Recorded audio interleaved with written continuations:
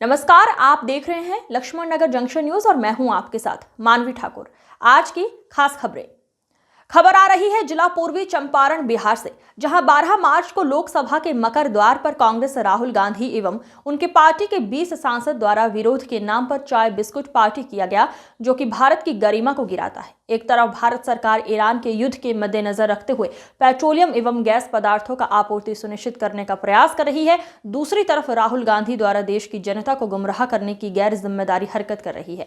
इसी बात का प्रेस कॉन्फ्रेंस के माध्यम से भारतीय जनता पार्टी के रक्सौल अध्यक्ष अशोक कुमार पांडे, प्रदेश प्रभारी व सदस्य ध्रुव प्रसाद, उपाध्यक्ष सुरेंद्र तिवारी, अल्पसंख्यक अध्यक्ष सोहेल मंसूरी, महामंत्री नरकटिया विधानसभा राधेश्याम शामिल रहे।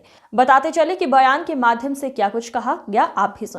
मौजूद हूँ भारतीय जनता पार्टी वरिष्ठ नेता ध्रुव प्रसाद जी के आवास पे। यहाँ पे अध्यक्ष जी भी बैठे हुए हैं, यहाँ पे उपाध्यक्ष जी भी बैठे हुए हैं, यहाँ पे मनोनीत सदस्य लोग भी बैठे हुए हैं। अभी कांग्रेसियों का जो 12 तारीख को सांसद में जो सांसद के गेट पे मुख्य द्वार पे जो चाय बिस्कुट का जो प्रोग्राम चलाया गया है, उसके बहुचर्चित मतलब की चर्चा हो रही है। उसके संदर्भ में हम अध्यक्ष जी से जानना चाहते हैं कि उनसे क्या कहना है।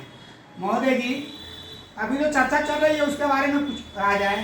भारत के इतिहास, भारतीय परंपरा हमेशा विरोध का एक तरीका रही है। भारतीय परंपरा में भी किसी भी चीज़ का विरोध आप उपवास के जरिए, प्रदर्शन के जरिए, सत्याग्रह के जरिए, धरना के जरिए करते हैं, लेकिन किसी चीज के विरोध में पिकनिक मनाना यह भारतीय संस्कृति नहीं है। यह कांग्रेस पार्टी द्वारा और उनके राहुल जी द्वारा भारतीय संस्कृति पर हमला है। आप विरोध करते ठीक है, आपको यदि समझ नहीं है इतना भी, तो कम से कम धरने पर बैठ जाते। आप कार्डबोर्ड प्लेबोर्ड लगा करके विरोध करते, आप पिकनिक पार्टी कर रहे हैं। ये क्या है? तो मजाक हो गया, तो हमारी संस्कृति का मजाक है, ये तो वेस्टर्न कल्चर है।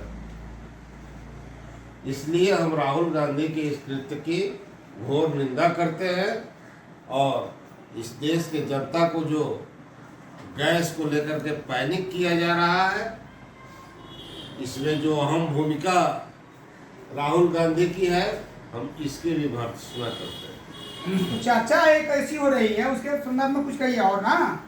क्या चर्चा हो रही है? ये गैस के बारे में चर्चा हो रही है, ये इतने महंगाइयाँ बढ़ रही है और जाकर ये धरना प्रदर्शन कर रहे हैं, उनका क्या योगदान है इसके अंदर? देखिए, आप जो सवाल कर रहे हैं वह सवाल स्पष्ट कीजिए। किस चीज की महंगाई बढ़ी है, क्या बढ़ी है? गैस का जो मुद्दा चल रहा है, हाँ, जोरों शोरों से, हाँ, क्या यह सत्य है? हाँ, अभी आप ईरान, इजराइल, अमेरिका के बीच में युद्ध होने के कारण समुद्री मार्ग में कुछ बाधाएं आई। यह बाधाएं आई हैं तो जो गैस है या जो पेट्रोलियम उत्पाद है, यह कंप्लीट भारत में 80% विदेशों से आयात होता है। और जो पाइपलाइन है, उसका जो रास्ता है, उस रास्ते में थोड़ा बहुत अवरोध है, तो थोड़ा बहुत अवरोध है जिसको दूर करने का प्रयास किया जा रहा है। और आपके छावड़ादारों में ही देख लीजिए, जहाँ पर हम हैं, यहाँ पर गाड़ी घुमा घुमा करके लोगों का होम डिलीवरी कैश हो रहा है। हो सकता है कभी 2-4 घंटे के लिए मार्केट में शॉर्टेज हुआ होगा, हम इससे इनकार नहीं करते हैं, लेकिन इसको लेके इतना पैनिक बनाना, यह तो सरासर देश के साथ गद्दारी। इस समस्या को लड़ने का विषय, इस समस्या को समाधान करने में लोगों को जागरूक करने का विषय है, लोगों से सहयोग लेने का विषय है, कि लोगों को और उकसाने का विषय है। सुनने में आया है कि पानी के जहाज से यहाँ पे गैस और पेट्रोल आ रहे हैं, क्या यह सत्य है? बिल्कुल आ रहे हैं। भारतीय जहाज में डिस्टर्बेंस नहीं है। भारत सरकार और मोदी जी के विदेश नीति की यह अच्छा उदाहरण है कि जो जहां बगल के पाकिस्तान, जिसका स्थल सीमा ईरान से लगता है। वहाँ पाकिस्तान का पेट्रोलियम का हालत देख लीजिए और भारत का देख लीजिए। जय हिंद, जय भारत, जय लक्ष्मण। अब आते हैं यहाँ के पुराने भारतीय जनता पार्टी के कार्यकर्ता हैं और अध्यक्ष जी माननीय पूर्व विधायक प्रत्याशी ध्रुव प्रसाद जी, उनसे जानना चाह रहे हैं कि ये जो चर्चा का विषय बना हुआ है उसके संदर्भ में कुछ कहें। देखिए, ये जो चर्चा का विषय है, कभी कभी ऐसी चर्चाएं शुरू हो जाती है जिसका असर पूरे जनमानस पर बहुत ही खराब पड़ता है। जी। अभी जो वैश्विक संकट है ये सिर्फ भारत के लिए प्रॉब्लम नहीं है। आज पूरे विश्व जो है त्राहिमाम कर रहा है पेट्रोलियम के लेकर और गैस के लेकर, क्योंकि पूरे विश्व को जो सप्लाई होता था वो सभी लाइनें बाधित हैं। जो भी गल्फ कंट्री है जहाँ से गैस आता है, पेट्रोलियम कच्चा तेल आता है, वे सभी युद्ध में एक तरह से उलझे हुए हैं। इस हिसाब से उनका उत्पादन स्वयं बंद है। बावजूद इसके भारत सरकार बार बार ये कह रही है कि मेरे यहाँ गैस की कोई कमी नहीं है, मेरे यहाँ कोई गैस की कमी नहीं है। लेकिन हमारा विपक्ष का नेता ऐसा है, अब तो किंवदंती ये चल पड़ी है कि विश्व का यदि सबसे पॉपुलर नेता कोई है तो भारत पे है, और विश्व का सबसे घटिया कोई नेता है तो भारत पे है।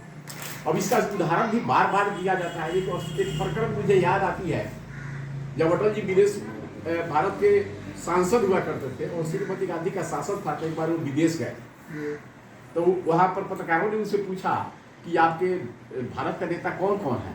तो उन्होंने पूरे अपने देश के जितने भी तमाम नेता हैं, चाहे पक्ष विपक्ष हो, सब लोगों का नाम उन्होंने बता दिया।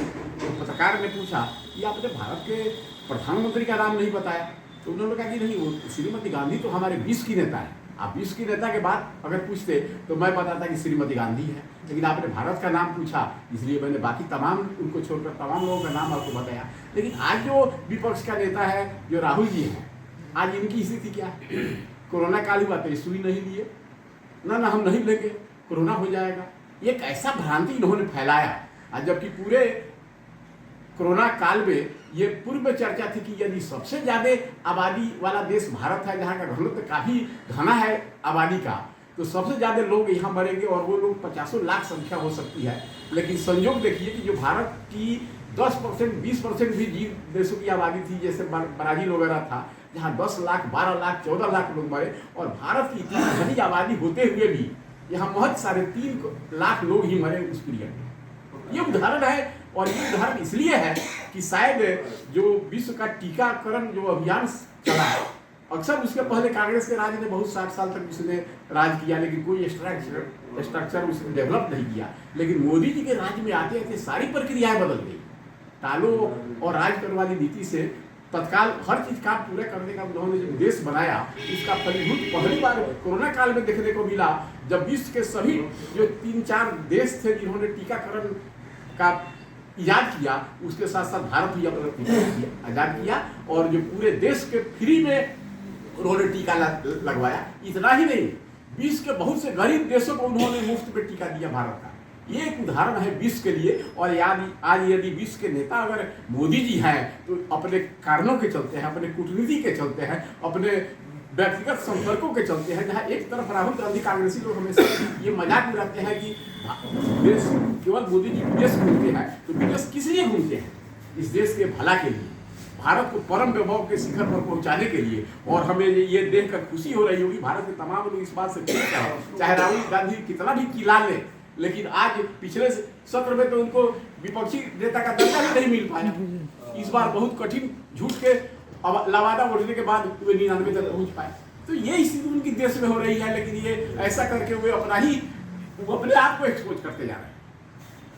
आइए आते हैं बाबा से पूछने। सर, आप तो सक्रिय सदस्य हैं, पुराने सदस्य हैं, भाजपा के उपाध्यक्ष जी हैं। जो चर्चा का विषय बना हुआ है उसमें कुछ कहना चाहते हैं आप? बिल्कुल कहना चाहते हैं। जरा कहिए। वही है जो हमारी विपक्षी जो मुद्दा विहीन राजनीति करती है जी, और काम करने वाले हमारे जो नेता हैं जी, यशस्वी प्रधानमंत्री जी, उनको गलत इल्जाम लगाना, जी, विकास में सहायक नहीं कर बाधक बनना, जी। यही उनकी नीति बन गई है। और जो वो अपना काम कर रहे हैं अभी गलत बयानी करके, गलत नैरेटिव करके जनता को दिग्भ्रमित कर रहे हैं, जी ये सरासर गलत है, देश हित में नहीं है। तो ऐसे देश के गद्दारों के प्रति, कांग्रेस पार्टी के प्रति मैं घोर निंदा करता हूँ और इसकी भर्त्सना करता हूँ। यही मेरा कहना है। जय हिंद, जय भारत, जय लखनऊ नगर जंक्शन। मैं राम कुमार, क्राइम रिपोर्टर, पूर्वी चंपारण।